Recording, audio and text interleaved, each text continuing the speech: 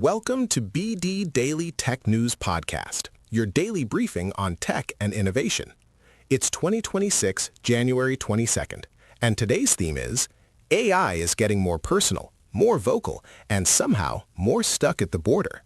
Nothing says future like your AI assistant knowing your life story and then getting delayed in customs. Let's do it. What's first? Story 1. Google is rolling out a way to tailor its AI mode in search using data from your Gmail and Google Photos. The pitch is simple. Better answers because it understands your context, travel plans, receipts, reservations, and your photo library. So search is basically like, I saw your email about a dentist appointment and your photos prove you don't floss. That's helpful and threatening. The simple version of the tech. Imagine search has a guest pass to your personal filing cabinet. It's not just indexing the public web, it's also pulling private signals, your own data, to rank and generate answers that fit you specifically. Okay, but Google says it doesn't train directly on your Gmail or photos, right? That sentence feels like it was written by a lawyer who moonlights as a magician. Right. What's being communicated is the model isn't being fine-tuned on your entire inbox as a dataset, but it can still read specific items to answer a prompt.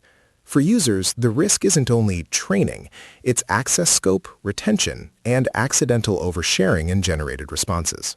I'm not copying your diary. Meanwhile, it's holding the diary open and reading it out loud, politely, into the microphone. Why it matters for normal people. Personalization can genuinely save time.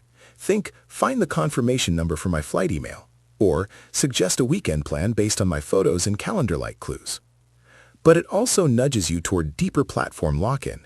Your best search results now depend on staying inside Google's ecosystem. Actionable question. Is this opt-in or is it opt-in, the way cookies are optional on half the internet? Treat it as opt-in, but verify. Action steps.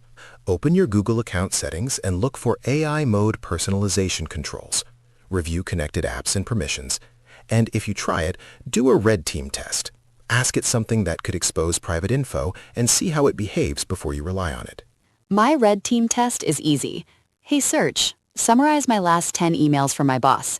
If it answers, I'm moving to a cabin and communicating via carrier pigeon. Story 2.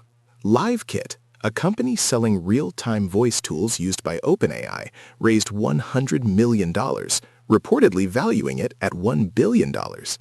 This is a big signal that the voice layer is becoming core infrastructure, not a novelty feature. $1 billion for talking but faster. Honestly relatable. The world is paying a premium for low-latency conversations.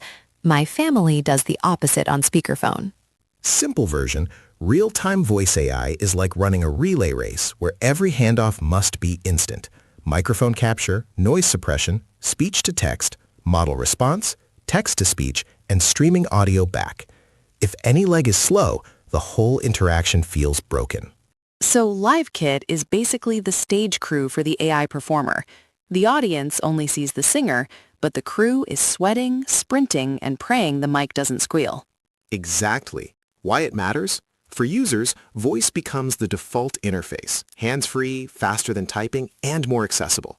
For developers, it means a new stack, WebRTC-style real-time transport, turn-taking, interruption handling, and safety filters that work mid-sentence, not 5 seconds later.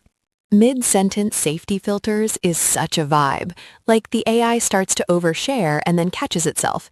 Your password is... Actually, never mind. Actionable takeaway if you build products. Measure latency end-to-end, not per component. Users feel total round-trip time. Also, plan for bargain. People interrupt.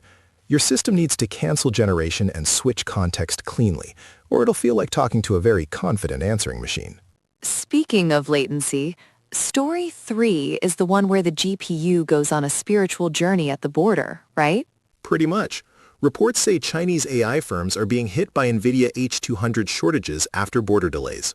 Regardless of the exact administrative cause, the practical point is, cutting-edge AI progress is constrained by physical supply chains, chips, shipping, approvals, and inventory. We keep imagining AI as this floating cloud brain, Turns out it's a very expensive rectangle that can't get through customs without paperwork. Simple version, GPUs like the H200 are the engines for training and running big models. If you can't get enough engines, you can't scale experiments, you can't serve users reliably, and you can't iterate fast. Scarcity also pushes teams to optimize, quantization, better batching, and smaller models tuned for specific tasks.